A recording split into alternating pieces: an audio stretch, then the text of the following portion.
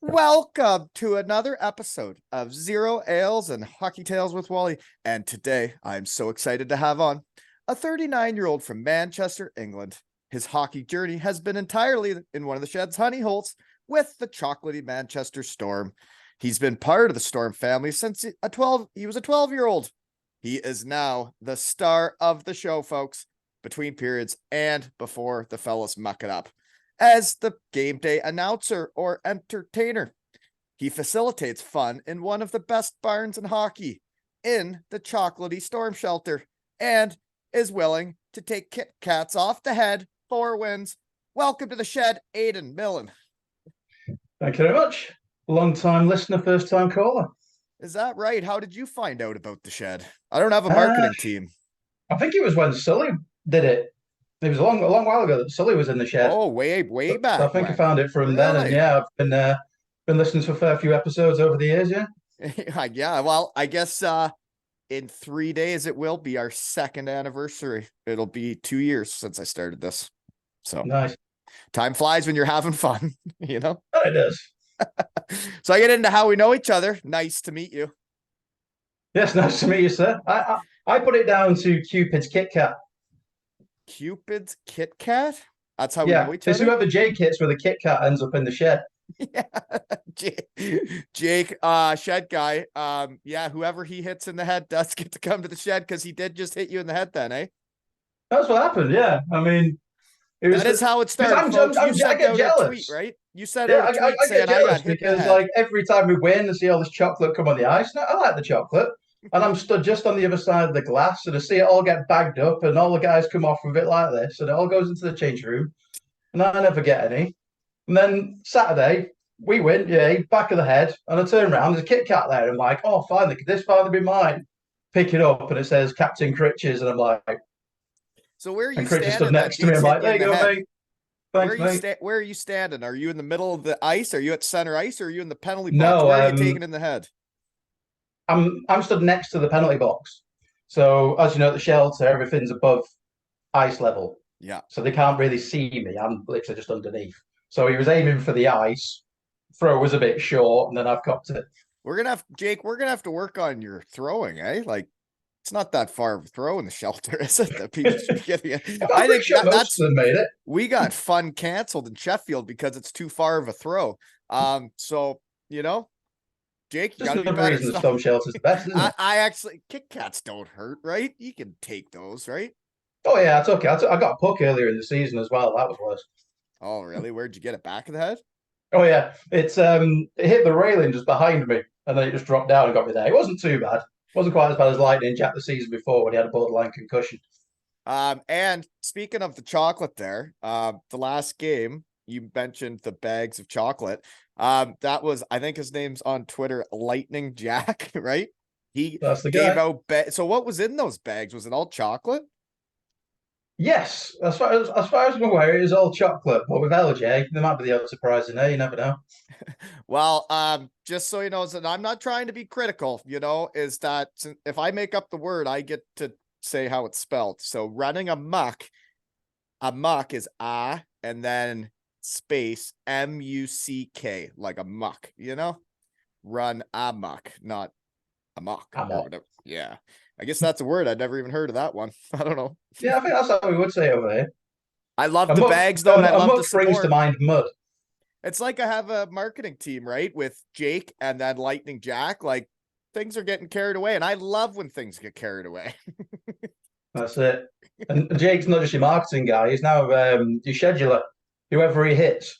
Oh, and he's gonna have to come back to the shed for his one-on-one time because I mean, you'd think I had some kind of famous kid on because like the YouTube video has been watched like I think last time I looked it was well over 100 in a day, and then like listens audio wise, him and Corsi as I call him, they're almost up to 400 listens already, and I think that's wild. That is brilliant. That is brilliant. I've listened to it as well. Yeah, It's great to see him fun. have a good It's time. fun to do that with a kid, right? Because then they remember it. Yeah, yeah, absolutely. Anywho, how else we know each other then? I guess. So do you work for Ginner and Finner? I work for Ginner and Finner. It's my side gig. So I've got a everyday boring boring day job that I do during the week, and then every weekend I'm driving down from Nottingham up to Manchester for the games. So you live in Nottingham?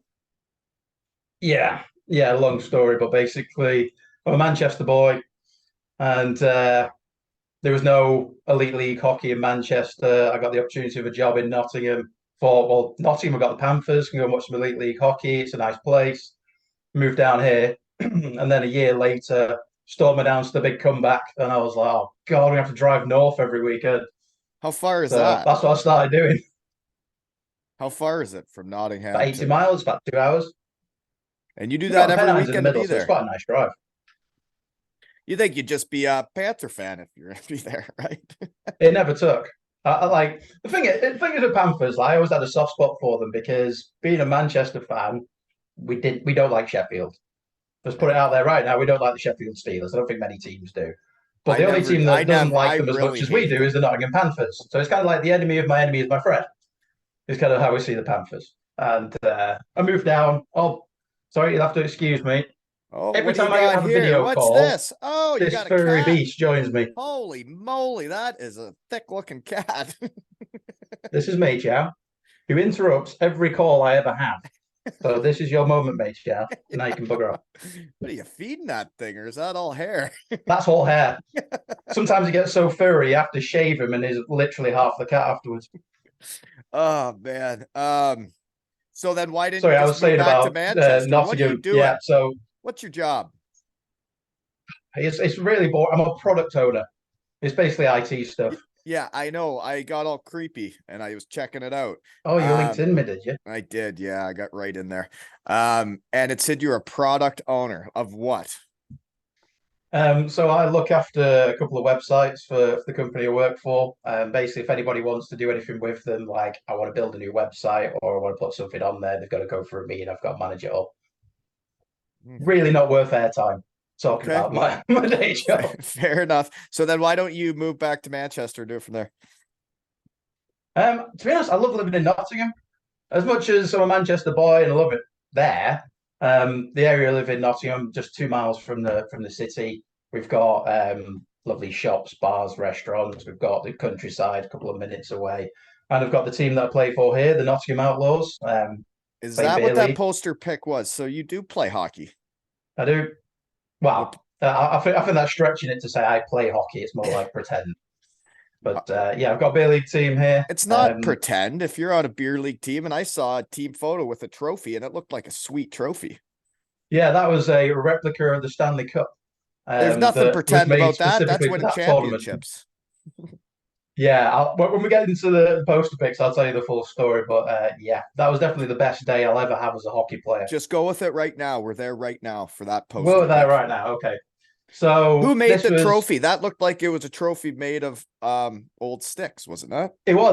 someone because it was a tournament. It was a weekend tournament in Nottingham. So we struggle to do proper leagues and things here because of lack of rinks, lack of ice time, and everything else. So what we tend to do is we tend to have tournaments over a weekend.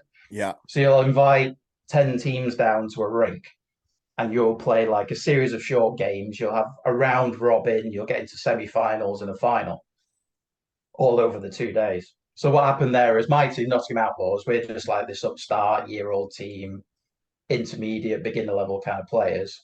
And the tournament was hosted by the Nottingham Phantoms, who are like the preeminent rec team of Nottingham.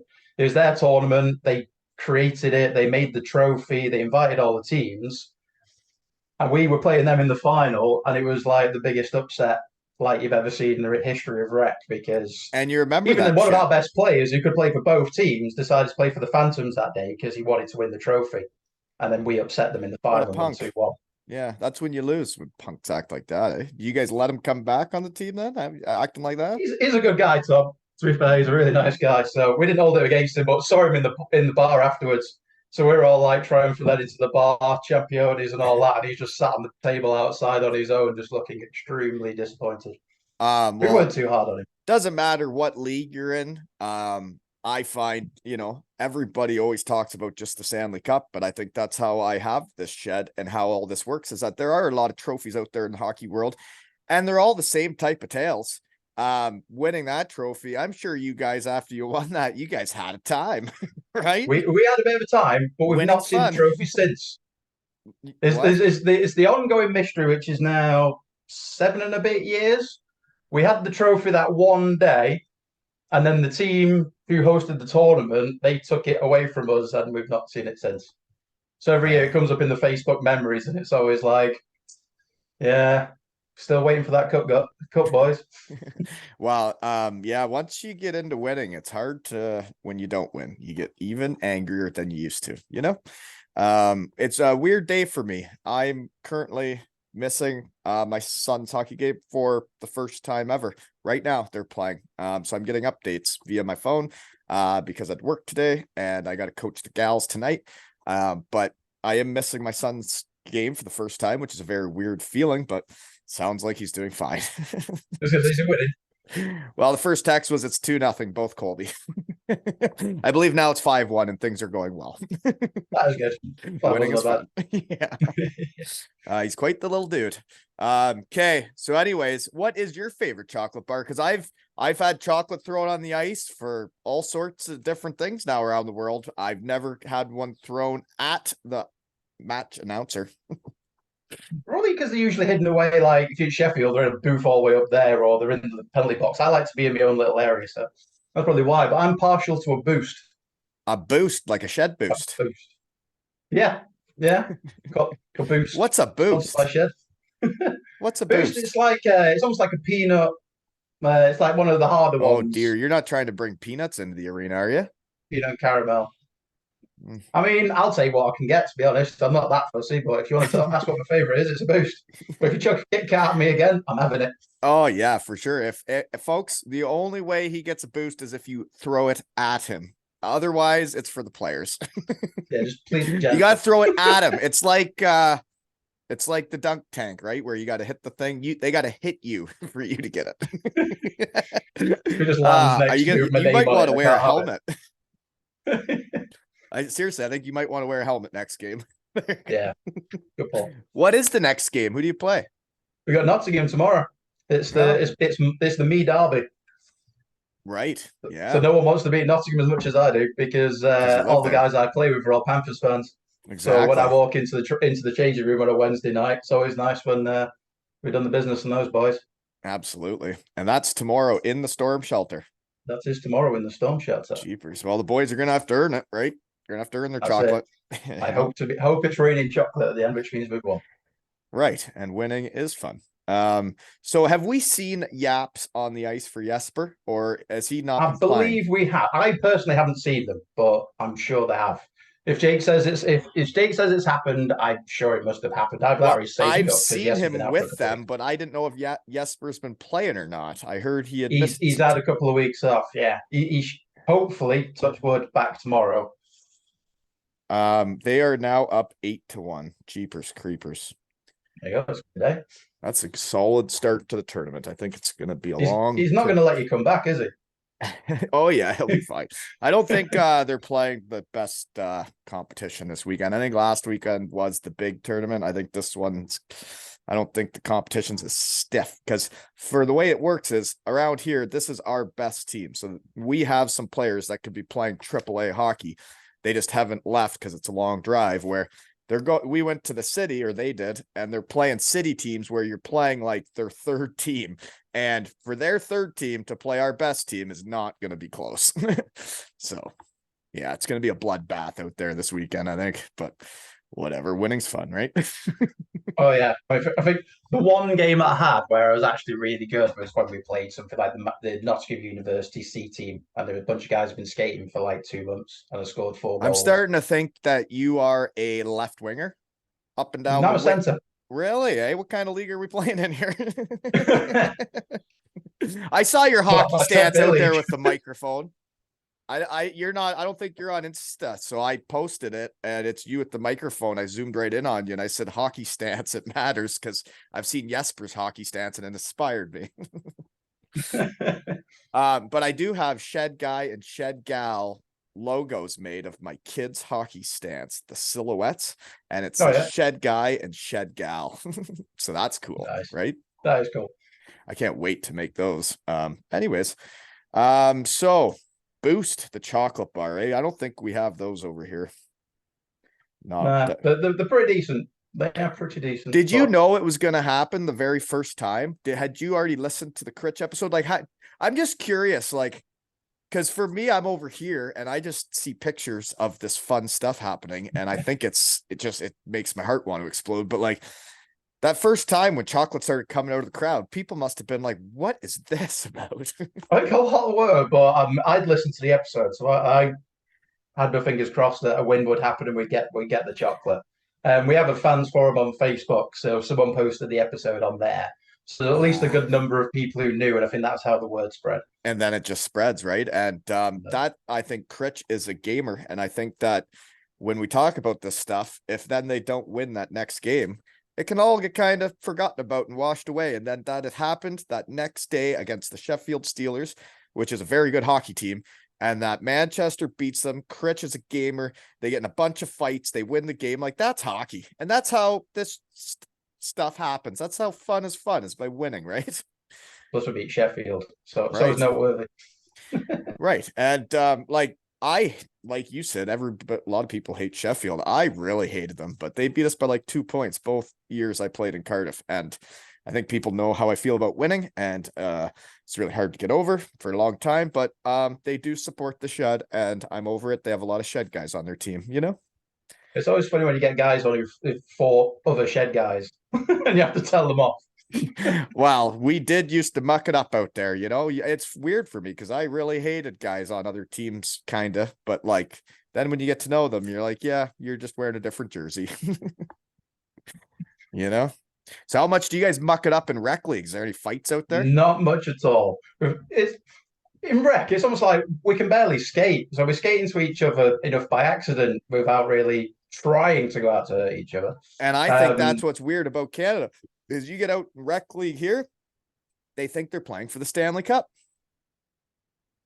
Seriously. Yeah, definitely not that here. I mean, most of us. Good It's for just, you guys to understand where you're at, right? well, it does depend on where you're playing.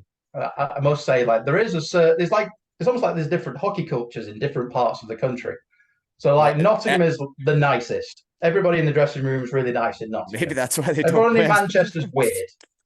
Like Manchester's a strange place to play. It's where I started. You play rec hockey up there.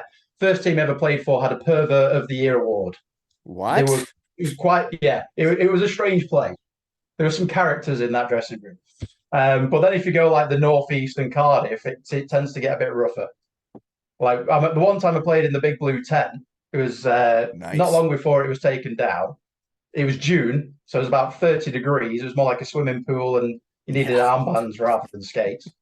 But I just remember I was like, what my line mate Paul, he's like skating along the boards, and again it's rec. It's not the best quality hockey in the world. He accidentally trips a bloke up, totally accidentally. And Paul, being a really nice guy, goes to apologise for accidentally tripping the guy up. Then the guy jumps in. He wasn't happy with the trip. No, he wasn't happy. It was like Paul would never kind of do that kind of thing. Like, and that's the thing with rec hockey. We're all so nice. Most of us are so nice. You just end up with the odd lunatic who just wants to like. Well, there's lunatics out there. Most of us are just like, what are you doing? There's definitely lunatics out there when you get into rec hockey or any kind of hockey. There are lunatics out there for sure. There are. That's why I do not play old timers around here anymore, because it was a lose for me. I won't get into it. Let's just say my last one, a guy had been bothering me throughout the game. I didn't usually take that as a hockey player, so I decided, why would I take it when I'm coming out here for free voluntarily?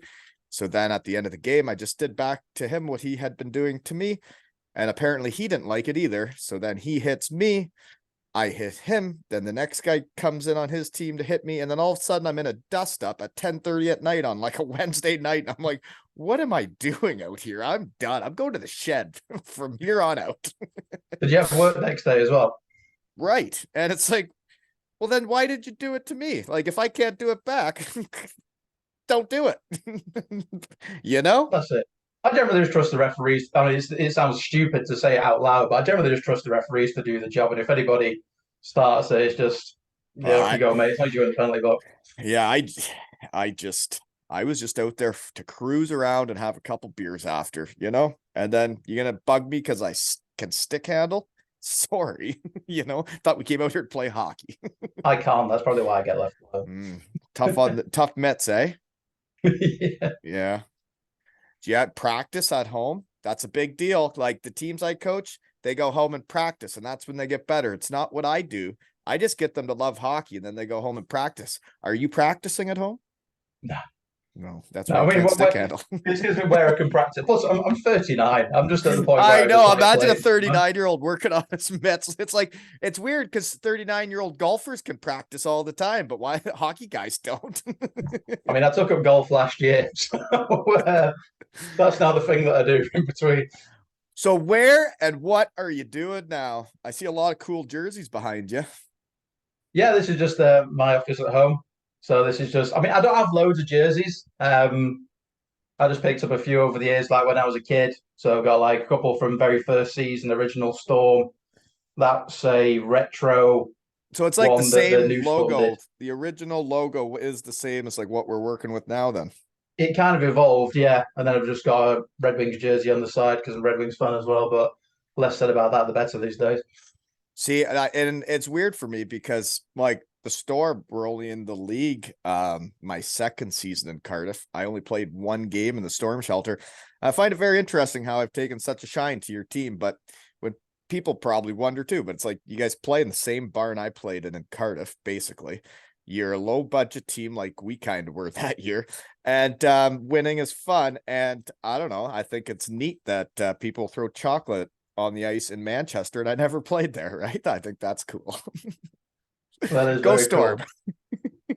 That's it. I mean, it's a strange story, like what's happened with Manchester, because like as you can see from the jerseys, I've kind of followed Manchester hockey from the age of 12 when I first went.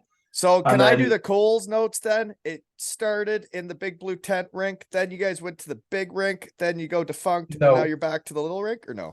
right. So oh God, I'm going to book links is going back about 20 odd years now. So Manchester Storm started in 1995 when the Manchester Arena got built for the first time. The So big this one. was, yeah, so the big 17 So plus say like thousands, where I would have gone to watch Randy Couture fight Brandon Vera, maybe maybe. in I'm not UFC. a I was UFC there guy, in but Manchester. Yeah. Flew over from Germany when I hurt my knee. Went over to ah. watch. Yeah. Anyways, But carry on. yeah, that was the building. So they opened up and they decided they wanted a hockey team and a basketball team. So for hockey, they went and I would say stole is probably the wrong word, but there was a British Division One team. I think they were at the time the Trafford Metros who played at the old Altrincham rink. So they effectively took that over and they moved them into the new arena and rebranded them as the Manchester Storm.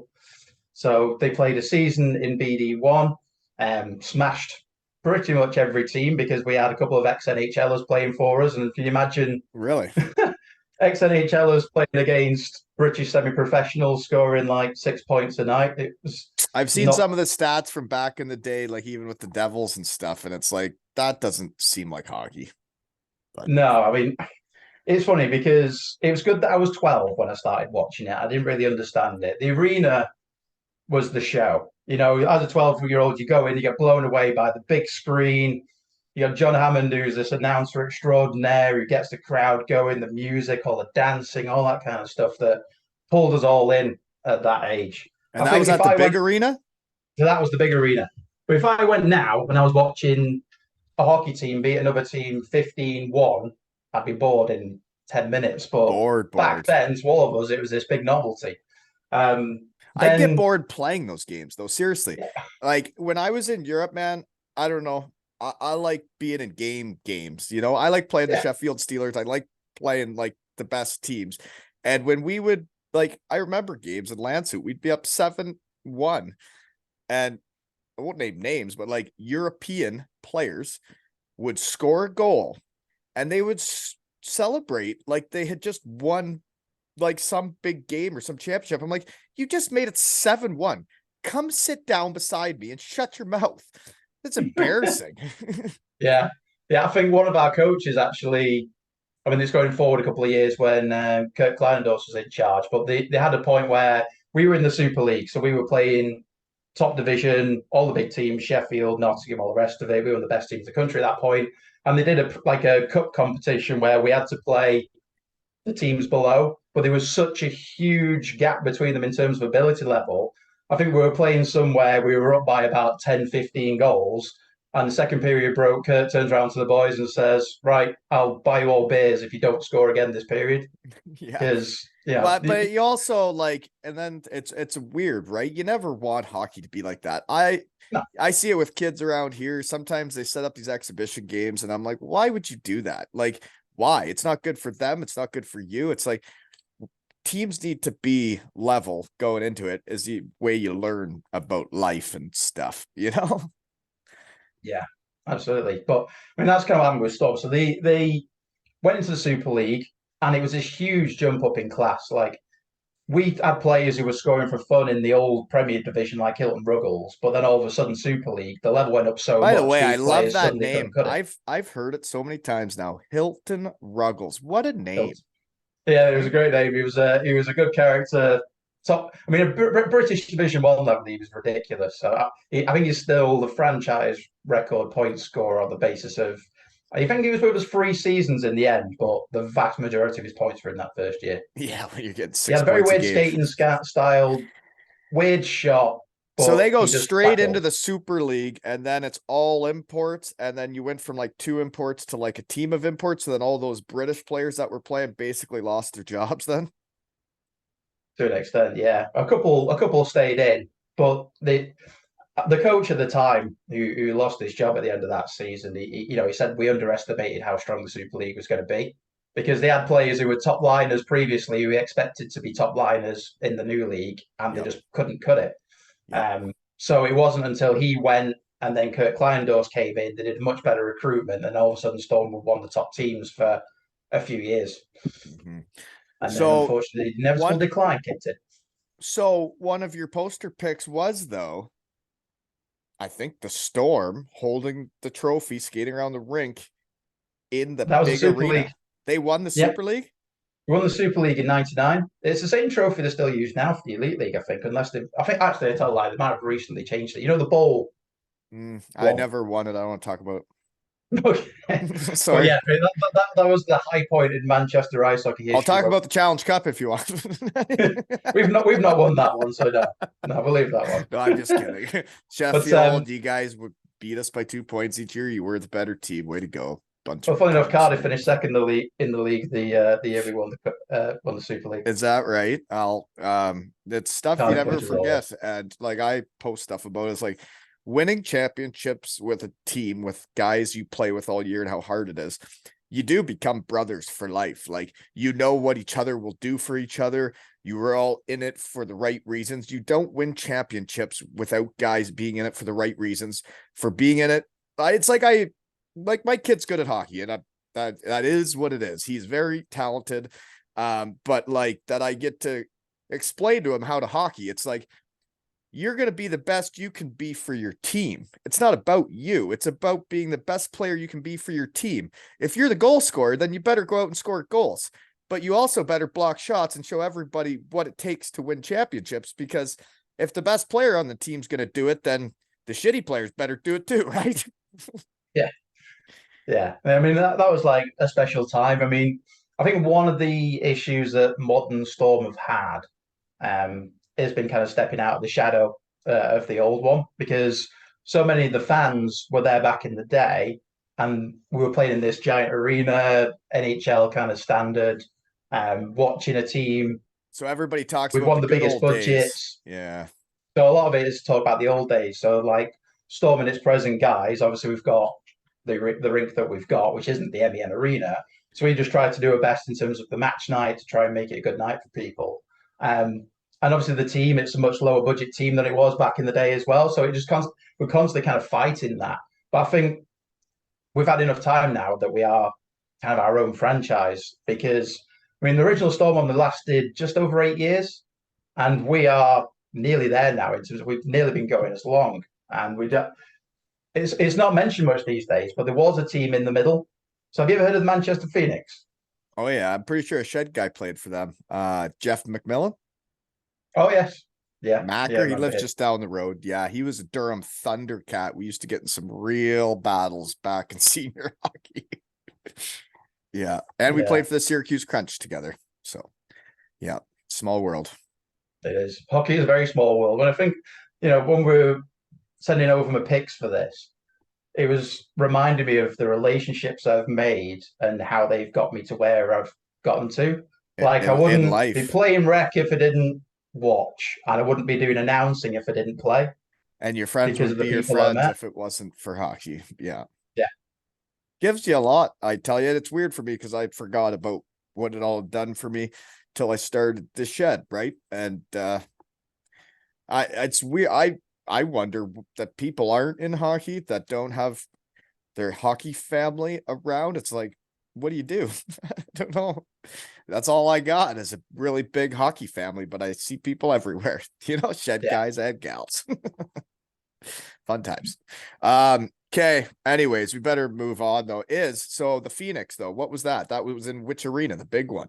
So they started at the MEN. So what happened was when Manchester Storm went bust in 2002, there was a And I local heard a lot of businessman. teams went bust because of that Super League where you're paying everybody to fly over, you're paying all these imports, Yeah, and you're trying to compete because nobody likes losing. So then all of a sudden you're paying guys too much money, and then everybody goes tits up. yeah, it did. I think three teams went bump in the same year. That's why the whole thing ended up becoming the Elite League, and there was it became more of a drive towards the Brits after the Yeah. Super League collapsed. But so Phoenix picked up from the hence why they're called the Phoenix. There was a local businessman started the franchise Came out and of the couldn't get the ashes, Storm right? name.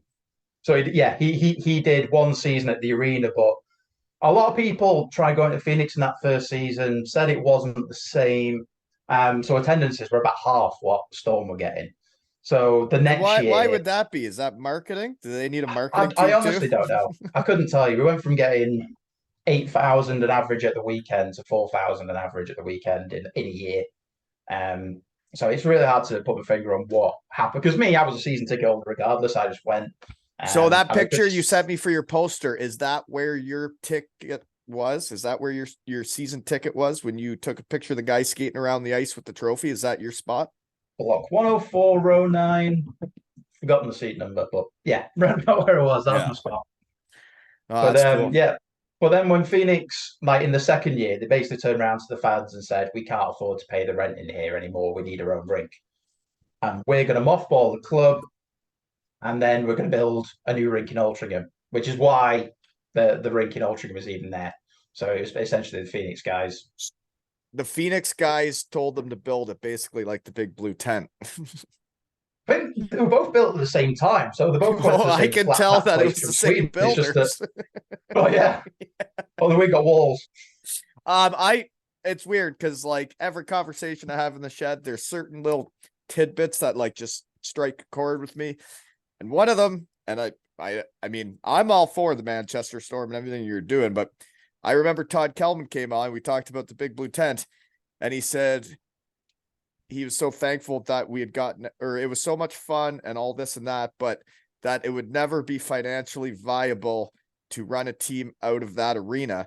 And then in the back of my mind, I was thinking, well, geez, one of my other favorite teams is doing that exact thing. So, like, there's no other plans other than that is the arena then, right? Like when we were in the big blue tent, it was supposed to be like a 2 or 3 year thing for the Devils, but then it turned into a 10-year thing. Like, does Manchester have a plan for the future?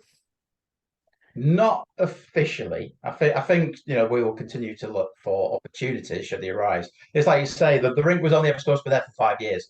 When it was originally built, it was as a semi-permanent structure with the plan to build a permanent ice rink next door. But then one of the developers involved, I think they went bust. So the whole thing has just stalled. And every now and again, you hear an odd story about Altair in Altrincham, this development that's supposed to be happening. But here we are 16 years later, and they've Right. still not started. They've leveled an old garage and some signage up, but they've never got any further than that. And I think they dropped the plans to have an ice rink there. So Mm, that is going to be home for the foreseeable future. right. And like us in the UK, right? Like real estate's expensive. And like to think Yeah. of building an arena, it's like, well, who's paying for that? Who's financing that? And it's like, yeah, a lot to think about. I'm going to stop. We're just going to talk about fun then. Yeah. I like the arena. I like it for what it is. I don't know about all the financials when it comes to hockey teams, but if you could pack that place and then you get an affordable team and everybody's having fun, I think you can be a successful team in that arena. I know it because That I've done it.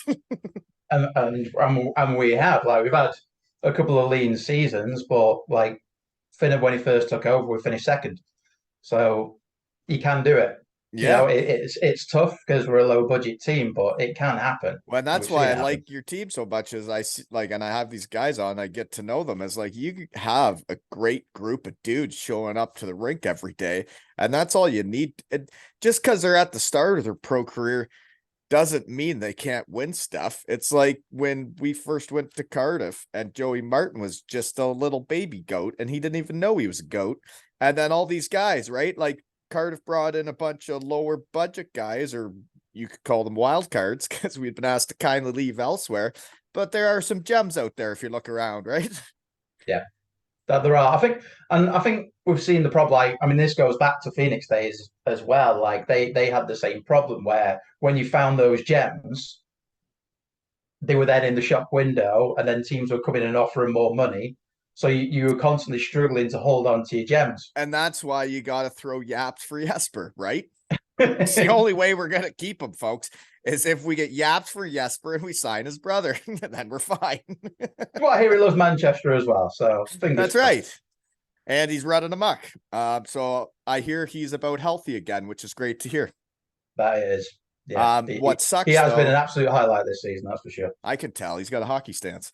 Um, I don't even ever have to see him play. I know exactly how he plays just by seeing him stand there.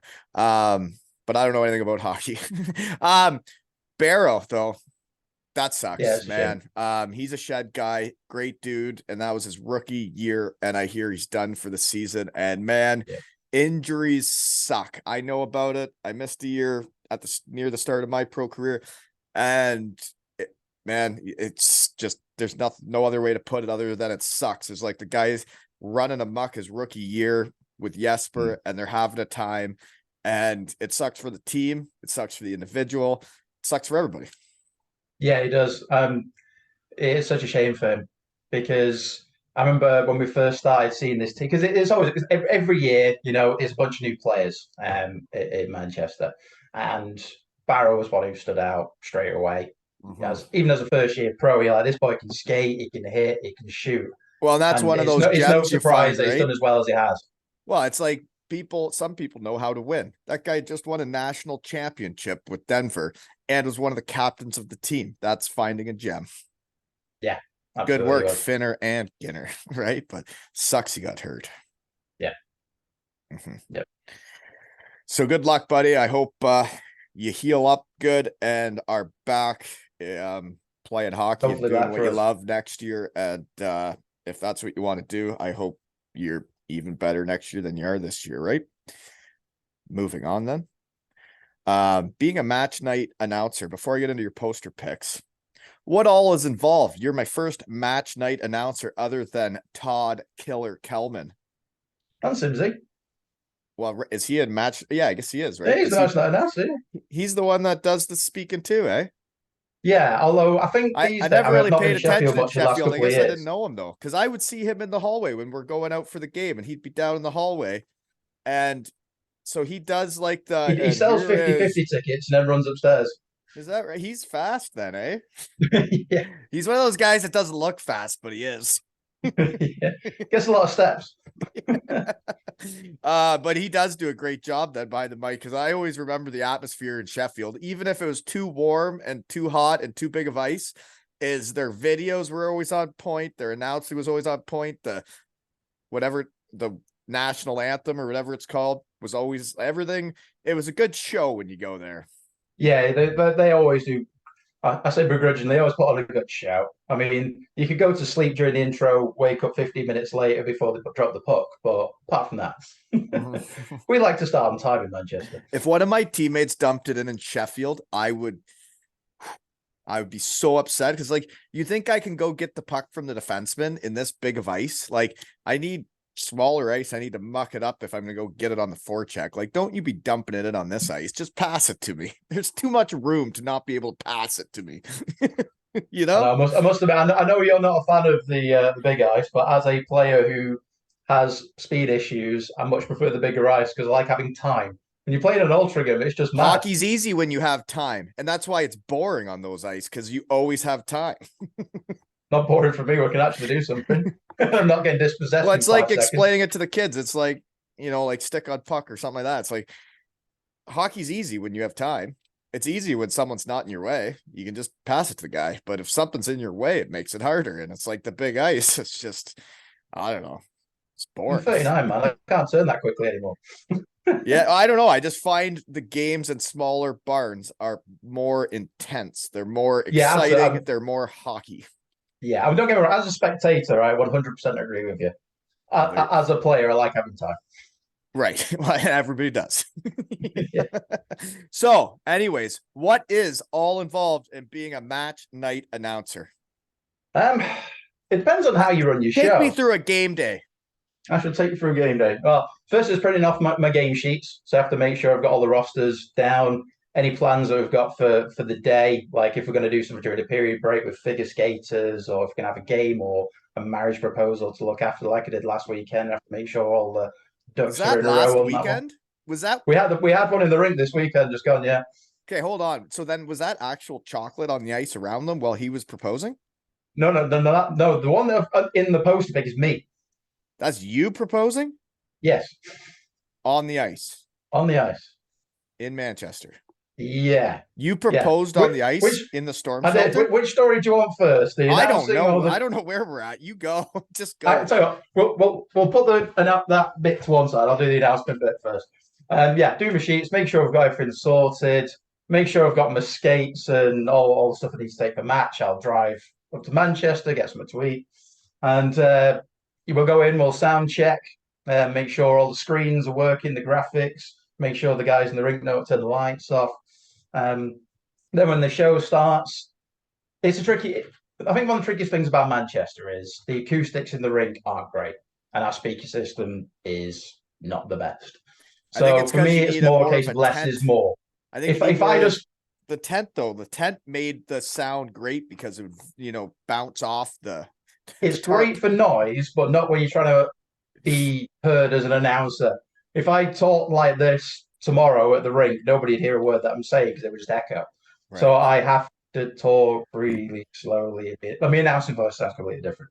But I try to do less is more because if I speak too much, nobody understands me. So I get the players out for warm up, players off for warm up.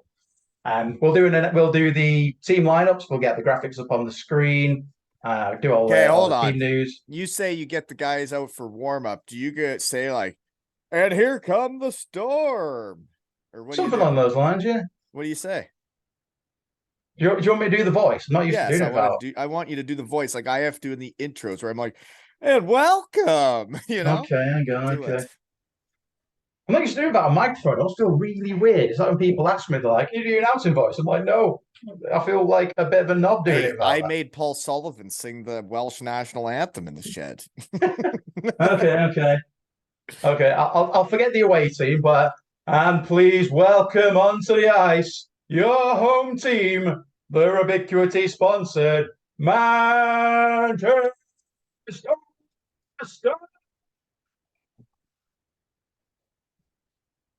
Did you just cut out there? Typical. A long time I've done an announcement. Who are they sponsored by? I thought they were sponsored by the Shed. Who are they sponsored by? A company called Ubiquity. They're our new title sponsors. Oh, bet you they haven't done as much as I have. Just kidding. I'm just having fun. I know. So did I just break my own microphone with that one? I think you did though, because when you started saying shouting, it didn't come through when you were going loud. My microphone decided I was too loud and went down. Yeah. That happens at the rink as well sometimes. So then you'll do that. They come out for warm up. You'll do that even for warm up. Yeah. You always have to give it the big one. Even for, I yeah, can't just I say guess so. ridiculously But sponsored Manchester Storm. you know what I like is that you keep calling it a show because it is a show. Hockey is entertainment. It's a show. And I think it used to be more entertaining when there was more fights and it was a better show. I think it could use more mucking up and smaller ice surfaces and more bumping and grinding to make it more entertaining. But it is a show, right? And it's guys going out there and performing, I guess, right? Yeah, yeah. I mean, it's. I think as we all know, like that is an element of the game which has gone a bit in the last few years as like the rule changes. I mean, ourselves in Manchester, kind of like Finner especially like to have that, but a couple of tough guys on the team. But when the guys were getting suspended so much, it became really difficult to kind of continue along that path. It kind of got increasingly difficult to kind of carry the tough guys in your team. So I think this year is a bit different. But I think we've also seen in a couple of incidents why I think that is still needed. Why you need it. Yeah. Yeah, I mean, I don't want to go slagging off referees or anything, but when like Jesper a couple of weeks ago gets a concussion from a hit that gets a 2-minute penalty, and so therefore the referees haven't dished out justice. Then games get niggly, they break Whether down. the guy gets suspended from the league for the hit, whether the ref gives them 5 minutes for the penalty, if it's a play that shouldn't have happened and it's to one of your best players, somebody needs to fight someone in hockey, and that's the way it has to work. And the whole what do they call it? Player safety department or Dots. whatever it's called. It's like Yeah. you guys don't actually protect the players. The players always did that, and now you guys are interfering with everything and the way the whole system works. It's like if that guy does hit him like that, it's like I'd rather him not be suspended so then we can get the biggest person to let him know that that will never happen again. I mean, there was a game because Jesper's had a couple of injuries this season, both of them from hits, and we had one earlier in the season against Sheffield. So David Phillips did the hit, and I think he got a penalty on the play. So I don't think anything happened on the night. But Was then that when Jesper? that was Jesper, yeah, I think I he talked to got Davey about that in the shed, and he was like, the guy was trying to take it to the net. I tried to stop him. I'm like, yeah, that's how it works. if you watch the hit, it was shoulder. I think, in my opinion, shoulder to head. Right. But then it's like there's people, and I saw it in senior A around here. I have not watched Jesper play. I don't know anybody. I don't know anybody's injuries. I don't know anything about nothing. But and I watched senior A, and there were guys that I knew were good players. They would put themselves in such vulnerable positions with their head, and they would be skating with their head down or skating with their head out. And it's like when you're out there, it is on you to protect yourself as well. It's like you take her to the net, you're going to get hit. It's the same anywhere in the world, I think. Yeah, absolutely. But I mean, there were times when I take it to the net and I know I'm vulnerable. I know that me taking it to the net in this way, I am going to get crushed, but that puck is going to get to the net. Yeah. But I think what I'm saying in this particular instance is the next game we played Sheffield, and first thing, puck drop, Chase Ruddy goes after Davy Phillips, but Davy Phillips didn't want to fight that night. So but what happened was it's not up to him. If you do that, yeah, but the thing was because he didn't answer the bell on that particular occasion, everyone kept going after him. So maybe it's because he didn't think he had made a dirty hit. I don't know. Yeah, I'm not judging right that. I'm just trying to kind of saying that what was interesting about that whole night was it got big. There was loads of fights. It kept happening. But because guys kept wanting to go with Davey, because he didn't want to, he just carried on all night. Whereas if he just answered the bell within those first 6 seconds, and then it's done. Yeah, it would have just been done, and then the game would have continued. That's so the night the I find it chocolate interesting, started. and that's why I think it's interesting that because we don't often have the tough guys as much anymore. The little niggly things they can just carry on all night because there's no one big right. Yeah, thing. not just get it sorry, over I was talking with. About yeah. I was talking about announcing and all that jazz, wasn't it? No, we got carried away, but that wasn't the night the chocolate started. That was when all the that was the night the chocolate started. It was a good night, to be fair. But and those are all just shed guys mucking it up. Like Davies came on, and he's a dandy too. I think it's so funny now that I'm out of the game. And like you hear about what goes on. and everybody's so mad at each other. And I just giggle because it's like it's just guys out there competing and giving it everything they got. And sometimes things go astray. It's like last night I talked to Tyson Marsh. His career season all ended because of a play just like that. And he decided to answer the bell. He decided, you know what, Cam Jansen, you keep barking I was at going to me. say, yeah, I was going to say Keep the name yelling rang a at me. bell. It was the And Cam I've Jansen talked thing. to Marshy about this numerous times. And Yeah. he says, you know what? He's asking me to go. I got to do this. But I was at that game. I was watching it. I was at the big blue tent. It was not a dirty hit. The guy cut across the middle with his head down and a back checker crushed him.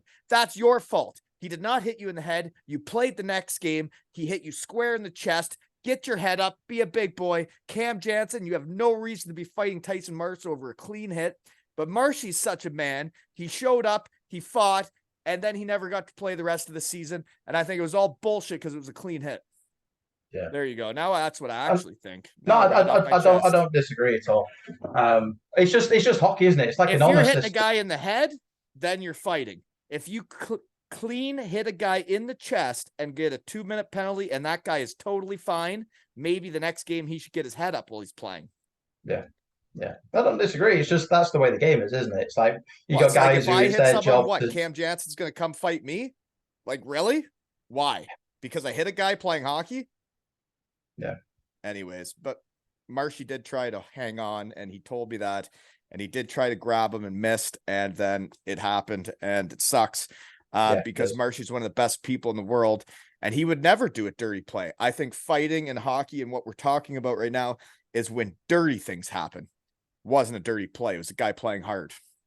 The two things often get confused, don't they? Especially when guys are on opposing teams. When I saw the Davy Phillips hit, when you watched the player safety people slow it right down to every millisecond, and they're like, you see here when the guy's shoulder hits the guy in the head, it's like, well, the guy cut to his net with his head down, and he is taking it to the net with his head out front.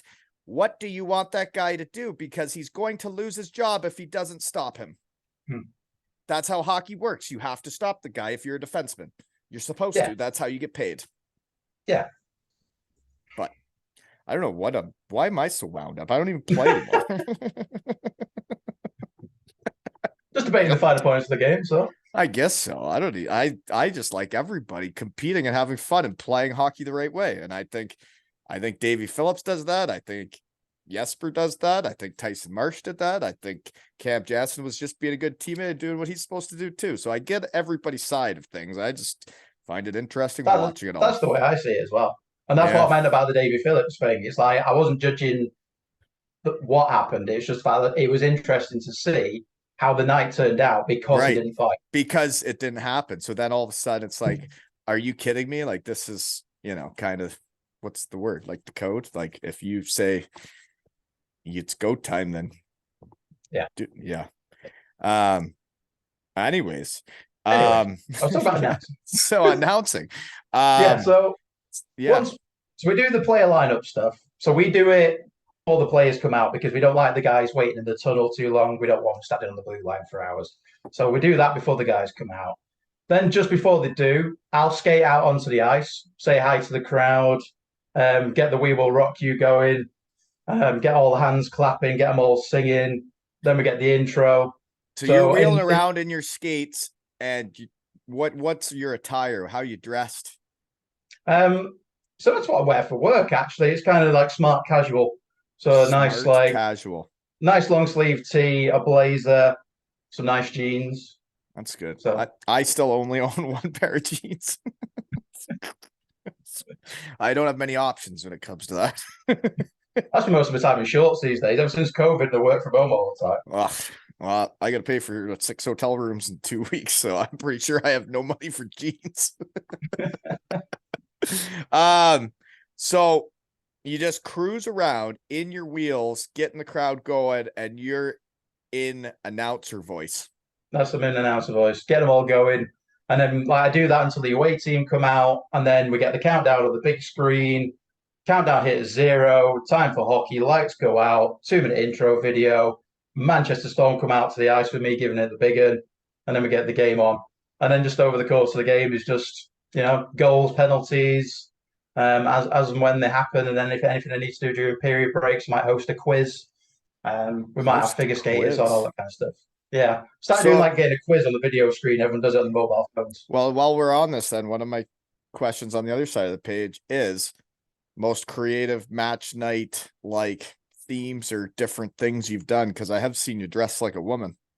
That was Halloween. Technically, I wasn't a woman. No, No, so it was Halloween. I was struggling for if um that's not a woman, what would you call it? it was Frankenfurter from the Rocky Horror Picture Show. So Oh, I don't even know what that technically is. I was dressed as a man who was dressed in drag in a movie. So Yeah, well, it looked like you were dressed like in drag. yeah, Yeah. I know. But no, it wasn't my fault. Because But what no, what like what I liked about that picture though is that hockey is supposed to be fun. When people pay money to go to a hockey rink to watch people play hockey, the whole experience, like you said, the show, it should be fun, right? exactly that's what it was. That was about a bit of crowd interaction because I was struggling for a costume, so I put out on Twitter to our fans, like, go and give me some costume ideas. And I had a few thrown at me. So then I did a poll. So then I put it out to, right, you decide what I'm going to wear. And of course, someone decided Rocky Horror Picture Show, that'll be funny. So then everybody voted for that one. So then we had this big thing on the day of me. Same I voice though remember the when you're day, like I dressed had to get when my you're makeup done before I got to the rink. But then I had to like slowly put on the rest of the outfit over the course before I got onto the ice. And well, yeah, so there when was you some go out there dressed like that, is it the same announcer voice or are you going a little higher pitched? well, I definitely had the same voice. Okay. Otherwise, I'd be like, if I wanted to do it properly, I'd be doing the time warp from Rocky Horror, and I Well, didn't quite do that. for me, the reason I like that picture a lot was because, I mean, I can be a lot sometimes, I guess, probably. So when I took my top off in the crowd at Wally night to kind of like say thank you for having me back and like to try and show everybody like hockey should be fun. And it's like, it's a great feeling to not take yourself too seriously and to not care what everybody else thinks of what you're doing. And it's like when I was acting like a complete donkey my last year when my career was over and all I was the pregame speaker, it's like I don't care anymore that if people think it's weird that I was spray painting myself naked in pregame. I don't care what you think. I'm okay with who I am and I'm okay with everything I've done now. And I wasn't for so long. And like when obstacles get in your way and people don't want you back, and teams don't want you back, and then you get cut from things, and it's like, man, like you don't believe in yourself the same and you care what everybody's saying and thinking. And then when you let that shit go and you can just be yourself and you know who you are and what you're about, it's like when I saw you going out for that picture, I'm like, this guy doesn't give a fuck. Not at all. And it's fun. I'm very hard to embarrass, that's for sure. But it's more fun living that way, right? Like getting to just do whatever. It's the show, like you say, it's the show. It's making sure that everybody has a fun night because when you go to a hockey game, you've got your hardcore fans who will go regardless of whatever show gets put on. But I always remember back to when I was 12, and it wasn't just the hockey that sold it to me, it was the show, it was the announcer, it was the music. You have to make sure that all those elements, I mean, yeah, our rink isn't perfect, but we do all that we can to put on a good match night. So even if you're there at your first hockey game and maybe the hockey isn't grabbing you straight away, which is hopefully rare, at least they can enjoy all the other stuff that we do. And then hopefully they'll come back. And especially for the kids. Like I love getting up in the crowd with the kids. And like say if we've got like a group of primary school kids in for the first game, I'll get up there and be like, right, let's have a dance off. Who wants to win a prize? We'll play some music. We'll dance around like idiots for a couple of minutes, give the prize away. The parents will be there with the phones recording it, showing it off to all the friends, putting it on social media, And and creating it's a those, memory for them, right? And they get to creating be those proud of memories. like their kid having fun at the rink. Yeah, and hopefully we turn them into future hockey fans and get them back in the building. And it doesn't take that much, right? To walk up the stairs and play the music and get them going. It doesn't take that much to make fun happen for them, right? Exactly. Yeah, you just And have I to don't mind think to making do an it. idiot of myself, so it's totally fine. I know I That's dance right. crap. And I make an idiot of myself too, right? It's like, yeah, whatever. If it makes other people smile and have fun, then it's worth it, right? That is. Uh-huh. Okay. So poster picks. Let's get into the engagement thing now. So the one for you just did one on the ice for someone else, but the No, poster. so I did one in the stands at the weekend. But So then in hold on. This December, weekend, someone proposed to someone in the storm shelter. yeah, so he emailed us to ask if we could give him a shout out. But I'm not just going to give a shout out for that. I No, want you're to not. like, No, you're gonna I, make I things want to better. make it a bit more special than that. So I went up into the stands and I was kind of like introduced them, give her a shout because a lady from Canada. So I was, The oh, she's ladies here with a from Canada. boyfriend. Yeah, yeah, she was there. She was a big Canucks fan. I gave her my commiserations. Um, and said, oh yeah, so Easy. your You can't boyfriend has talk got a bad about question the for you. Canucks. Hey, Derek Yeah. Clancy's their assistant GM, shed guy. Okay. It's not I don't like the Canucks. It's just I know they're not having a great year. No, Good I friend of know, mine's a but you Canucks know fan, what? and They he's just became the GMs. They can't change things in 1 year. Because in the NHL, I find when I look around, it is very bizarre. They hire and fire coaches, GMs, but yeah, then the players have like 8-year contracts. And it's like, well, what do you want me to change? yeah. What can I do with that? Yeah. These players already know where they go on the power play, and everything is not going to change. Then you can't trade them away when they're on big contracts. It's like, well, what do you Yeah. do? Bizarre. But yeah, the engagement thing. So this was December, just last year. So I've been with Alison, my lovely French lady, since May 2021. And I've got her into hockey. So she started coming with me for the trips down every I'm weekend. So pretty she's sure really if got she's into it. with you, she's going to have to buy into what you're doing if you're getting out there and getting in dance parties with kids and stuff, right? That's it. It's like for first date, it's like, oh, by the way, 1 day a weekend, I'm going to Manchester. Yeah, and going to have fun for the night. Yeah, yeah. So come with.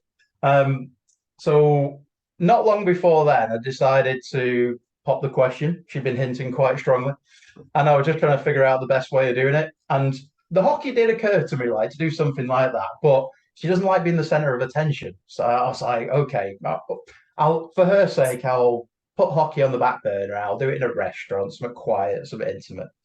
And then it was during the World Cup. So obviously, I'm a big England fan. She's a big France fan. Um, and we're in the pub watching England, and they're playing Senegal. And if England beat Senegal, we would be playing France the week after in the quarter final. That would have been And good. it's on the same night that we were playing Nottingham. So we were gonna, so we changed the face-off time. So we were going to be our game, and then we were going to put the England France game on the big screen straight afterwards. So when this Senegal game's happening, Alison turns around to me and says, she had a couple of beers. I said, you know what? If England are playing France next week, I volunteered to go centre ice for chuck a puck in my France shirt and have everyone throw pucks at me.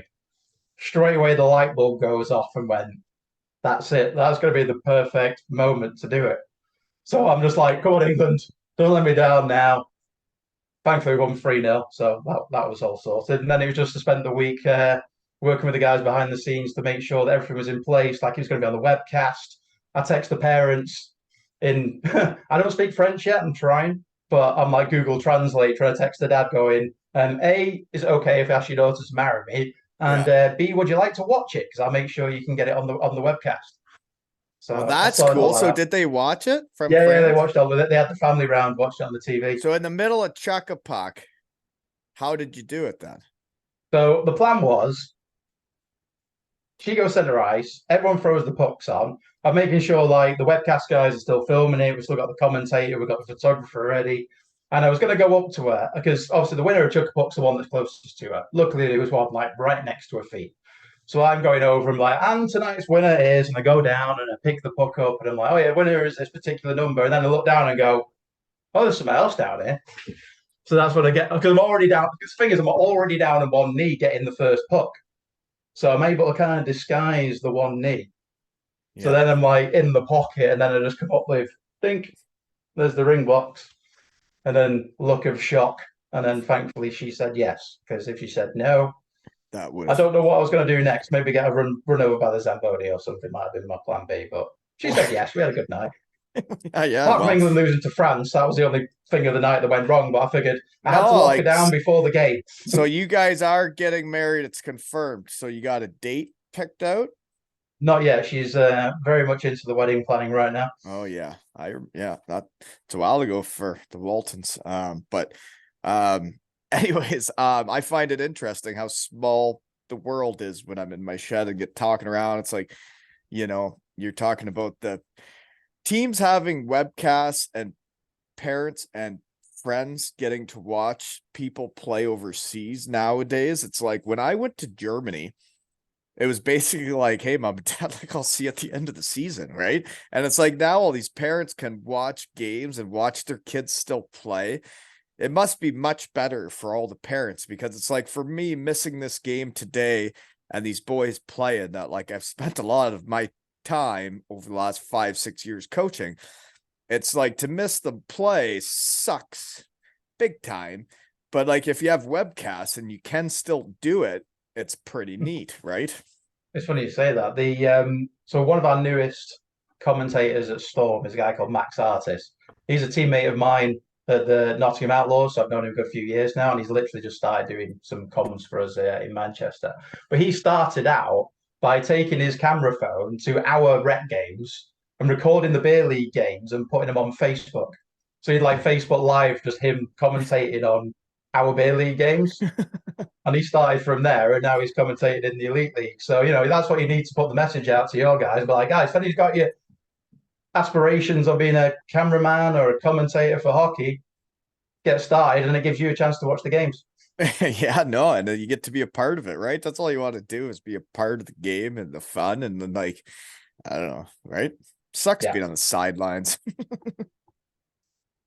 Yeah, although I never had any aspirations of being a pro guy. I didn't start playing until I was 23, I think.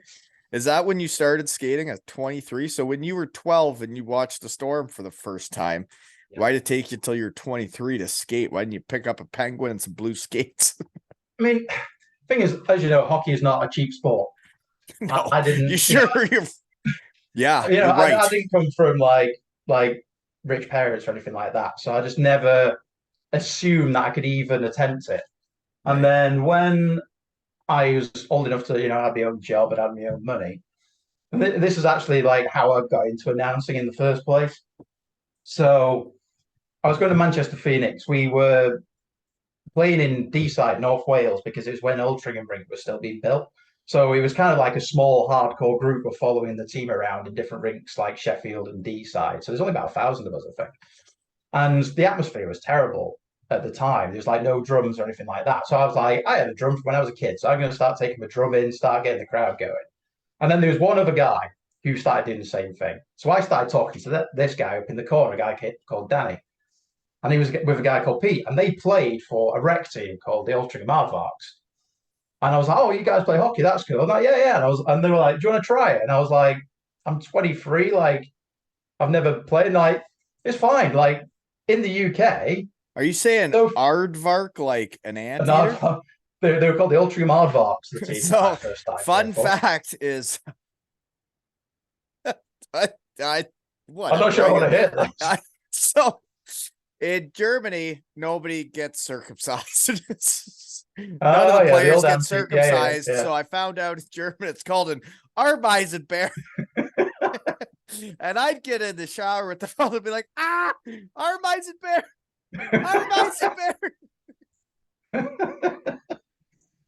Sorry, that was what was if you ever see that jersey again, that's all I'm going to think of. Now, that's just playing. That's just when I'm on your team. Things like that happen. Nice. I started yelling in German at your dingling in the shower, calling it an art. Dear. Carry on. Sorry. But so that's one of the great things I'd say to anybody who's like not even in their early 20s. You can do it in your 30s. It doesn't matter. If you've got a passion for hockey, find some guys who play for a rec team, because a lot of rec teams are for beginners. Because there's two ways of playing hockey in this country. You're a kid and you go in the juniors program, and then by the time you're 20, you're really good and you can run rings around anybody like me. Or you start when you're 20 and you've got your own money and you love the game and you think, sod it, I can join a team, do some hockey basics. And you learn to skate as you learn to play. So it's completely different to any other sport you can pick up. And that's kind of how I got my start. So there's no point on learning how to skate without a stick and a puck. There's no point. What do you You know, like Exactly. You just skate around in a circle in a public session. I why mean, wouldn't you bring the stick and the puck with you and play instead of just skate around a circle? Just thinking out loud in the shed, right? that's it. I mean, public skating was always boring anyway. Well, shout out But to my creepy stalker neighbor, Dan Perkins. I think he's like that, as he has a very deep passion for the game. He's one of the Devils' biggest fans, but now he is playing himself for the Cardiff Dragons or something. And he's into it. And he wasn't really playing when I was a hockey player in Cardiff. And now, like, his passion for hockey is being a fan and the sport is now he is playing, right? And it's neat. yeah, And that's but as an that's how it adult. is. I met some guys at Phoenix who put me in touch with the coach, and the coach was the match night director of the Manchester Phoenix. And their announcer left quite suddenly. I just remember texting. I can't even tell you what compelled me to do it on the day that I did it. I just texted him and went, "Any chance I get a crack at that? Now that you got no announcer?" He goes, "Yeah, come early on Sunday." And that's when he put a mic into my hand for the first time. And I wasn't very good at first, for sure. I But that's kind of understand. how I started. I understand. Have you listened to episode 1? Oh God. Because I can't. I can't listen to the first 100 of them. I can't listen. I don't listen to any of them. Let's keep carrying on. Yeah, so it's such a small world. Like I went from like going to Phoenix, meet some guys, How got me in nervous the were hockey you then when team. they put that mic in your hand for the first time? Like, did you have a plan? Did you have anything, or you were just like, okay, I'm just gonna go No, start doing it? the Phoenix situation was quite strange. It was a totally different vibe to what our match night crew is now at Storm. Like people had the roles, but they didn't really mix with other people on the crew. So you were just kind of told, right, there's your This microphone. is your You're station. doing the You do period this. breaks, and that's all you're doing. So that's all I did at first. And it was literally like blank piece of paper, make up some stuff to entertain people for 5 minutes. It was terrifying. Like I was That just like is. a nervous wreck half the time. And then you had like Richard was a brilliant match night director. Like he did the music, he did the videos, he made everything. It made sure everything was super organized. He had crews of guys coming in to record the games. You know, everything was like as professional as possibly could be. But he had a short temper. And if I ever did anything wrong, or if anybody I was interviewing or anybody I was doing something with did something wrong, I'd have this little earpiece in and I would get it on blast. You couldn't understand a word that was being said. It was just noise. But like you just spent the whole night like on tent hooks in case you did anything wrong. Whereas at Storm, we kind of understand that we're all volunteers. We all do our best to put on a show. But things do occasionally go wrong. And the best we can do is just ride it out and So not you just get said like that with each other. you just said you're a volunteer. So you drive from Nottingham to Manchester free of charge because you love it. I do. I mean, I get my It's kind petrol of like money. waking up at 5 a.m. to talk to people in your shed because you love it. Yeah, basically. Mm-hmm. Yeah. But that, Well, like I said to the missus, it's like it's non-negotiable with me. For like for 6 months of the year, every weekend, this is what passion's I'm doing. passion, right? That's it. Yeah. It is it. I find it, you know what? I don't actually, I say I don't care what people think, but then I bit my tongue about this stuff for so long. It's like with my little fellas team, I put my name into coach. Minor hockey, wherever you are in the world, folks, it's a wild ride. And I do not believe they asked the parents or the children who should be the coach. I do not believe they asked anybody from last season of their experience with me as the coach. I am not the coach. And now I find it interesting that parents will pay me money to coach their kids, but I couldn't do it for free. And it's like, okay, well, I'm going to have skills day, March break at Ripley Arena again. And everybody is welcome, girls, gals of all skill levels. And I will help your kids get better because I like watching people win at hockey instead of lose because sucking sucks. I will not be doing it to make money. I will be doing it to help your kids get better. So that'll be March break in Ripley, Ontario. And thanks for the support from last time. I had like 50 something kids show up. And I think it's funny to me, because I like to entertain myself, that your parents will pay me to coach their kids, but you won't let me do it for free. Got that off my chest too. Catharsis. Like it. Right? There's only one way to get things off your chest. Like going on the internet and telling everybody. Right? I mean, it seems to work for most It's people. not the internet, it's the shed. Which is on the internet. Is it? It's on. You put it on YouTube. There's that class as the internet. I guess so, right? But yeah, anyways, I think it's funny. I like to entertain myself, and when people will pay for their kids for me to coach them, and I'm more than willing to do it for free, I find it funny. So Yeah. haha. Anyways, moving on then. Poster pics. So you did get engaged then. She did say yes. You don't know when it's happening. Yes. So she's from France, but she was living in Manchester. How's this work? Or Nottingham? No, no. So she going back to just after COVID now. So we met like online dating. Yeah. She lived in Loughborough, which is about 15 miles south of Nottingham. So we started dating around here. She moved in. So she lives with me here in Nottingham, and we're making the trip every weekend now to Manchester. Right. And she comes with you then for the She show? does. When she's not working, she's a nurse. So Well, that's awesome that so she's bought into what your passion is and what you're into, right? that it is, and we've done our best to get our parents into it as well. We was there in France last week. Took our parents to their first game at Amiens. Oh yeah, Amiens, the Yeah, yeah, French team there. Yeah. yeah. It's And, about an hour from their house. and So that's what's interesting, right? Is like if I looked at that team, I bet you I'd know someone. It's like a small world when you you well, know? Jesper was there last season. Right. And they also had a guy who was the son of one of the Manchester Storm legendary players, Dale Jago, back in the day. It's a small world in hockey when you get talking around, right? Very. So another poster pick was Pride Night just happened. Yeah, that was actually Pride Night from a couple of years ago. So that was a team pick. So it's one of my favorite picks, like being on the ice with the guys and getting a picture with the crowd in the background. It's It kind was of a like sweet one of my pick. happy places. But like Pride Night is very close to my heart, and it's like a cause which I wholeheartedly support. And just feel like nights like that just seem to help. Hockey's got kind of a special, especially in the UK. I think when you look at football and the tribalism and like I'm not going to say the violence because it's not necessarily always going that far, but there's a kind of a nastiness to football, which means that they don't seem quite as far along in the journey. Whereas hockey feels much more open. It's a sport where people who aren't necessarily sport people get into, and they can come in and there's an environment where they can feel like But and that's the themselves. culture that the UK hockey people are building on their own. Yeah. You guys are building that culture. When I was in the UK and played in Cardiff, I thought it felt like a big family. And it's like Stephen Meyer said when he came on, and it's one of those snippets I remember. He said, then we left Germany and went to the best league in the world. And he's right. You get to take your kids on the ice. You can speak English with the fans. Everybody gets it. You can muck it up against another team, and then you can go have beers together. The fans will have beers together. You show up in Nottingham and all the fans are getting along, and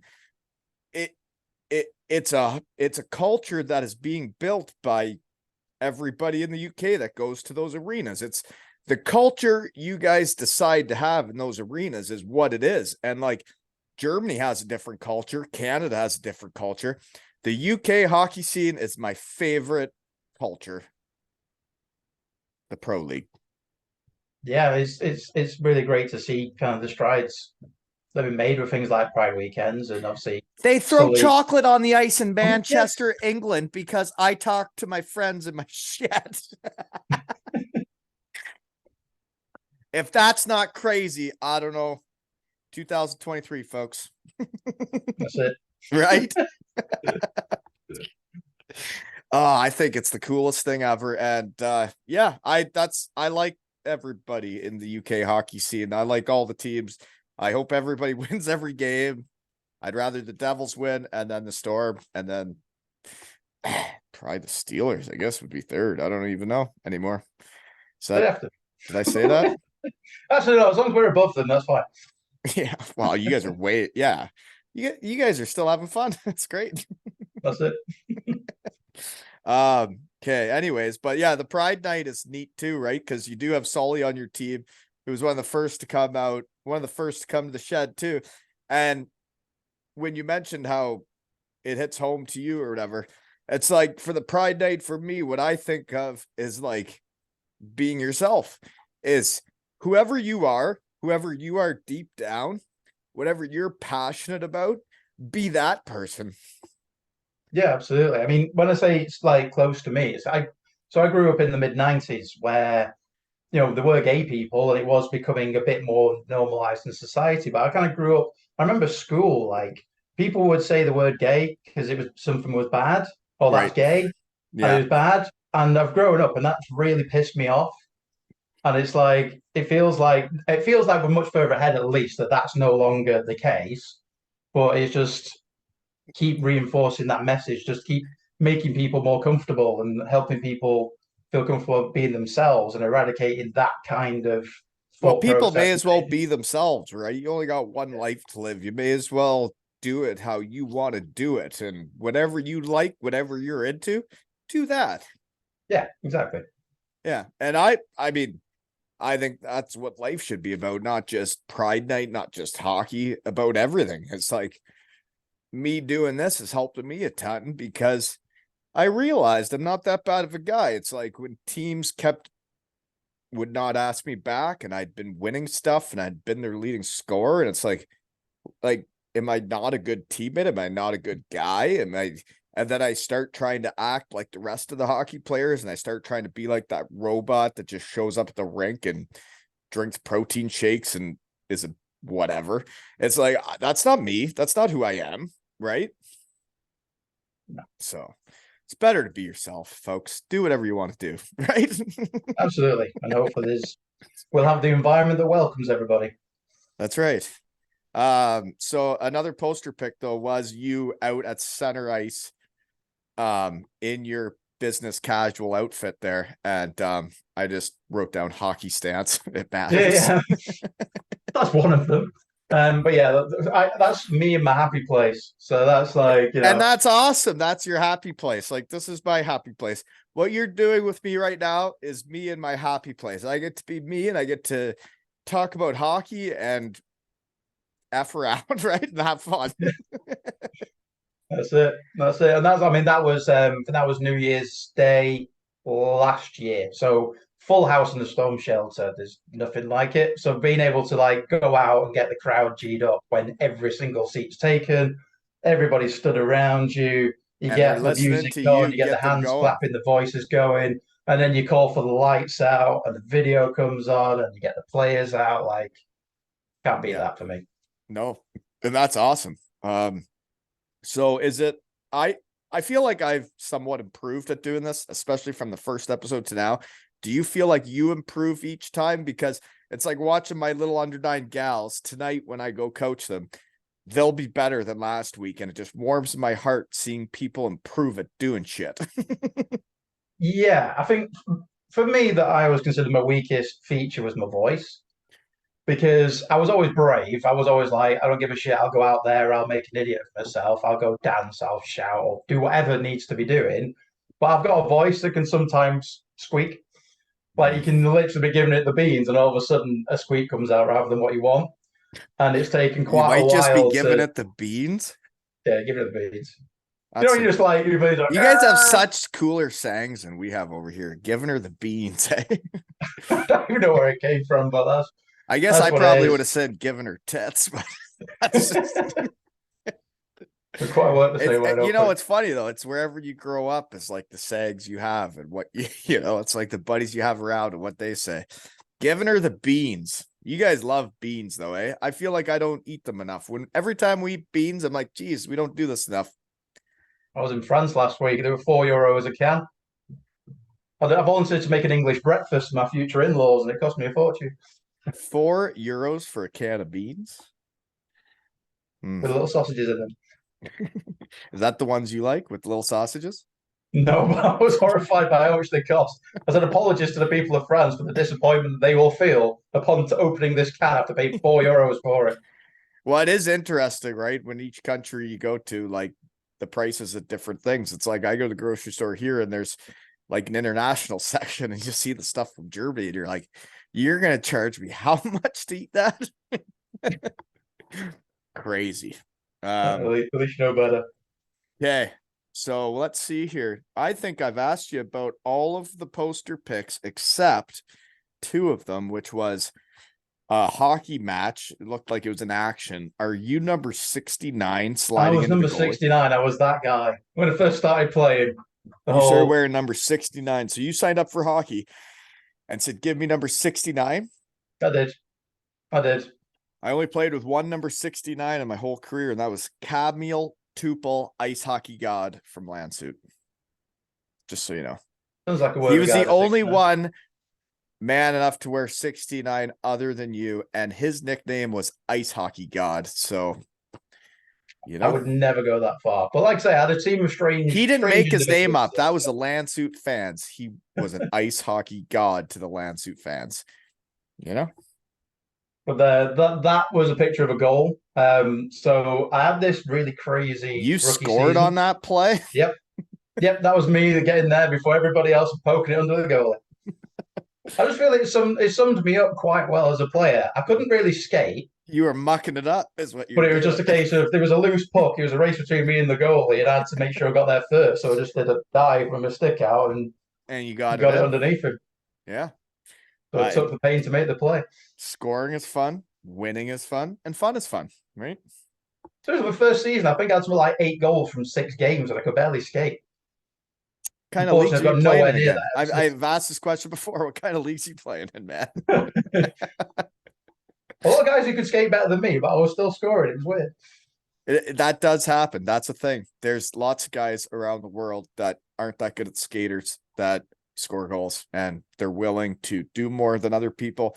They're willing to muck it up in front of the net harder than other people, and they do score more goals than other people. I've seen it for years, you know.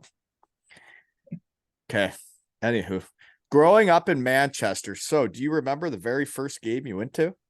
I do indeed. It was October 95. Storm played the Murrayfield Royals. And Oh, that's Edinburgh, eh? yeah, yeah, Murrayfield. the old Edinburgh they played out of. But it was a random one. Like the guy who took me was a friend of my dad's.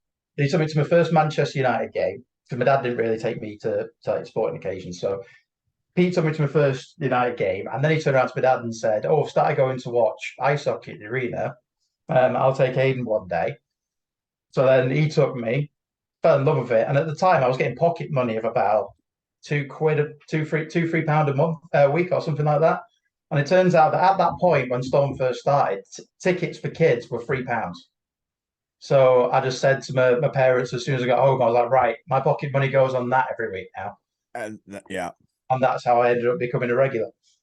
Oh, that's awesome. And that you're still in the game and you are part of the show and you are the show at some points of the night is awesome. That like you followed your passion, right? That was it. And I remember like saying to the guys, like we have like the induction day for the players at the start of every season, and like everyone kind of goes up and introduces themselves. And when I go up and introduce myself, it's just like saying us what a huge honor it is to do what I do because it's my childhood team. It means the world to me to be a part of the show and be a part of the club.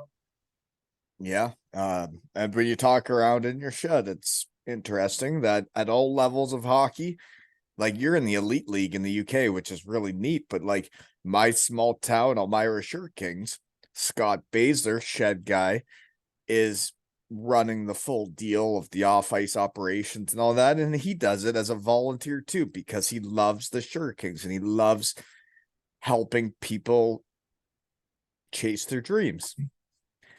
Right. So, Yep.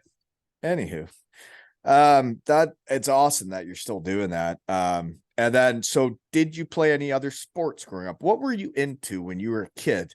Like, because I was always a hockey guy. My son, he's into hockey. That's all he does. So, like, I don't know what other people do. What did you do growing up for fun? Being a kid from Stockport, it was football. So Football. you had the choice. You had to be a red or a blue, and I was definitely a red. So a big Manchester United fan. I wasn't the best player in the world, I never was. I didn't find out I was a good goalkeeper until I was about 15. So is it So not based on geography? This blue or red between City and United is like it's just whatever you kind of choose it's growing more your up, or family it's more what your dictates it. family So was into. yeah, so in that part of the world, it's just a case of you're all supporting one or the other. So yeah, it's interesting to me. It has nothing to do with geography then, because like I know in Chicago with like the White Sox and the Cubs, it's like there's like it's like you're on the south side and you're on this side, and it's like it's not like that for the football then, eh? There is elements of it, like they'll always say like Salford is United territory, and they say Stockport is where I'm originally from is City. But when I was a kid in my class, it was like 80% United fans. There'd be a few City fans. There'd be like one Stockport County fan. What I find interesting now that I talk around, and I'm a big Storm fan, is there's that much money for two soccer teams or football teams in one city. Like that much money. Like how much money they spend on players is absolutely banana lands.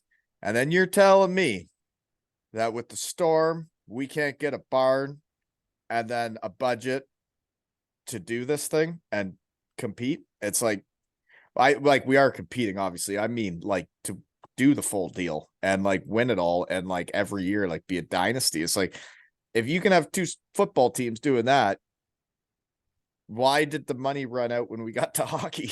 you know, I mean, going back to what happened with the original Storm, it was really strange. Like the arena owned the team, so I think I'm going back from hearsay and memories and all the rest of it. But from what I remember, tickets were really cheap back in the day, so they'd easily get 10,000 people in because it was a fiver for an adult to go and watch a game of hockey. And the but rink were that's like, way it's more fine. fun. Why Well, yeah, not? Why but the not rink were have the like, yeah, tickets we can way make our less and money back fill from that? merchandise and food and drink and everything else. We can just pack them in. But then they sold the club, like the arena got bought out by another company and they didn't want to run the Storm anymore. So then they sold the club to a local businessman who then had to start paying rent at the arena. And then he's As a trying, result, he had or to put he's ticket watching prices his up. dollars in and out instead of just doing it. Yeah, and ticket prices had to go up because he couldn't make the money from the food and the drink and all the other stuff. So then attendances went down and it just kind of dwindled over a Right. couple of years and eventually they couldn't pay the bills and that was it. Well, it's interesting, right? Like, because I knew the Devils' history for like, and it's weird when you go to different teams how much invested you get in each team. The Hellbrown Falcons don't really care about your history, don't really care much about any of it. We didn't win, we finished seventh. It sucked, brutal. Um, but then I go to Denmark and I can't really talk to people. They're not really speaking that much English. They're speaking a bit, but it's like you don't get that invested in the history. I knew what they had done. I knew how good they were. That's why I went there. But I don't get that invested in it. And then with the Devils, I know everything about their history. I know how it all went. I know how the different arenas, the different people in charge. And now I'm doing the same thing with the Storm, but I never even played for the Storm. But I find it very weird that I like you guys so much. So it's just a bunch of good people running a hockey club, Right. And all that's doing the how it best. started for me was I met Gitter and Finner and I was like, huh, I like you guys. And that's just what it's like. Like we're a quite a small tight Well, that's how crew, hockey should be. There and should be yeah, good people running the teams, and it should be everybody enjoying the night, enjoying the experience. You get guys like you that are willing to do it for free and the passion you bring. It's like that is hockey. yeah. I do get my petrol money, by the way, just in case any of the management guys listening and goes, "Hang There on a you go. minute, you do it for free. We give me Yeah. petrol money." Yeah. Petro is gas, folks, in Canada. Yeah, We have our own sayings, right? You got to give her beans. give it the beads. The other poster pick I haven't brought up yet, though, is you were interviewing a player on the bench. So then when you're doing that, is that going out to the whole crowd? Yeah, Like, really? that was like one of the things we used to do in the Phoenix days. Like at Storm, we've kind of got a settled match now. We all know what we're doing at all times. Phoenix was like crazy ideas. Every week you'd be doing something random and different. And that was one of those things, which was we need to interview a player on the ice during the warm up, Yeah. While people which, are warming up and there's pucks hitting the boards and yeah. Yes, there's no risk to me at all. I'm just there, just casually trying to ask some questions. But the guy that I was interviewing was a folk called Brett Cloutier, and he was one of the toughest guys that I've ever seen play in this country. Really? In that country? Really? There's some He been was some tough boys come over there. he. Oh, you know your Cardiff history. Do you ever hear of Brad Voth? Oh gosh, yeah. So Cloutier was about the same size as Voth, and they would generally fight to a standstill. I what guys do to make money and like those guys would do that and go out and fight each other, like to me is like whoa, like but they must have loved it. They must have enjoyed it because there's no way you sign up to make the money we do in the UK league or any league really unless you love doing it. They must have enjoyed fighting each other. Yeah, I mean he was. I mean Brett would never say he was like the best hockey player. He was a big guy. He put himself from the net. He loved it when he got released by the Sheffield Steelers, and then signed for the Phoenix. But for Phoenix, we like Phoenix let him play. He was like part of the third line, and he got regular shifts. But he Instead of did the just fighting go as out and well, and the fight. crowd loved it. Yeah. But he was also the reason why I kind of get nervous about interviewing hockey players Well, because it was around my age group, right? Where in the OHL, in coming up in hockey, teams had a guy that like literally. So Sean McMorrow, grew up a Kitchener Ranger fan or whatever. I was in that area where they're the same age as me. I'm in junior B. They're playing OHL. I would go watch some games and I knew of them. He would literally sit on the bench the whole game and then just go out. And you could tell he wasn't a great skater. He wasn't a hockey player.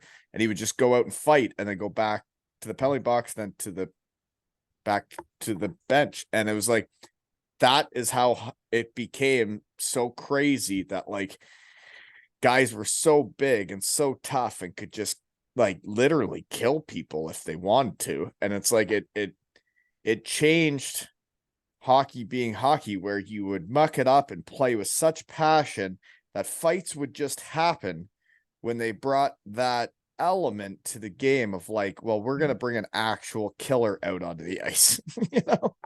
yeah, back in them days, everybody had one. They had to. You have to. Yeah. Once one team has it, then everybody has to have it. Yeah, it is something that the game's lost, unfortunately, but I do But miss it. it's weird for me because I don't think you need the guy that can't play hockey. I think you need Mark Lewis. I think you need the guy that is the toughest guy on the ice, but also can play hockey. And if you don't have that, I don't think there's anything wrong with people playing hockey with more passion, trying harder, hitting each other harder, mucking it up harder, and then that turns into fights. Because, Yeah, right? no, I agree as well. Well, I think one of the things that I liked about Brett's story is the fact that he came and became a third liner. He wasn't just a guy who sat on the Right. bench. And one of the reasons he loved it in Manchester was for that reason. They let him play. They let him play. And those guys that do are fighters and there's a certain age where they get put in that role and that's what they do. Those guys want to play hockey so bad. They want to play hockey worse than anybody and they want to get to do all the things the rest of the players do, right? No, they do. Mm-hmm. But So it yeah, would have been fun for him. I remember when Westgarth came over to Belfast and like he wanted to be a hockey player instead of just fight, right? yeah, yeah. I So, remember that guy. yeah. Anyways, I haven't brought this up yet. I'm coming over to Wales in May for Josh Batch's testimonial, and I'm having a raffle at aleshockeytales.com to bring myself, Tyson Marsh, Chris Blight, and pay for flights and gas and all the stuff it takes to get us over there to play this hockey match. Is you can buy raffle tickets at aleshockeytales.com for a signed Gratz 99ers jersey, folks. I know winning is fun and they don't win that many games, but it'd still be cool to win the jersey, right? Because Deese is their equip manager and he's one of the biggest beauties in the sport, right? He hid my shoes once. So one of my questions on here is, do you know Deese? He was the equipment manager in my first season in the gig. Oh dear, that's a tough start, eh? Yeah, so like say, like I would get on my skates and I'd go onto the ice before the game, and then one game I got off the ice, my shoes had disappeared. he'd put them on top of the changing room. So I've spent the first period just like, play all my shoes, God, you bastard. But he's on the other side of the ice, so I can't even get it. When he'll just do anything, and like he thinks he's funny, but what's weird is he wouldn't do that stuff to me. He'd only do it to everybody else, and he'd tell me about it. Yeah, that's it. Oh God, he's a dandy, isn't he? Did he have tiny sneakers when he was there too? Yes, I do remember him having like really tiny trainers. Yeah, with pumps on the top usually too, just to make Danny was sure they're constantly tight. chirping referees. Yeah, squirting them with water too. Oh, he didn't have McDonald's cups on the bench, did he? I don't remember. You I better don't. I check. don't go on the bench, so I couldn't tell you. I But was gonna say don't remember seeing. if he had McDonald's cups on the bench, you guys should check what's in them because it was a long time ago in the Big Blue Tent, but it was fun. There's a suspicious yellow liquid in there, was it? No, I'm not sure what was in there. Um, so I got it. I don't know what else I got. I'm gonna have to go back to the real world soon. We've chatted a while. We have. Yeah, it's been a good way to kick off the weekend, I think. I just love it though. It's like me going to Fantasyland. I get to be Wally and I get to be the guy I used to be. I get to talk hockey, and then I get to carry on with normal life and do all the other stuff that I got to do. And like that, I get this time to be myself. Thank you for coming. No, thanks for having me on. It's going to be strange because usually I'd listen to your podcast as I'm doing the trips to Manchester at the weekend. And it'll be weird So hearing yourself, eh? that'll be a weird one. Yeah, I know it is weird. I remember listening to it the first time. Like, so I'm the guy asking the questions, and like, it's like actually out there.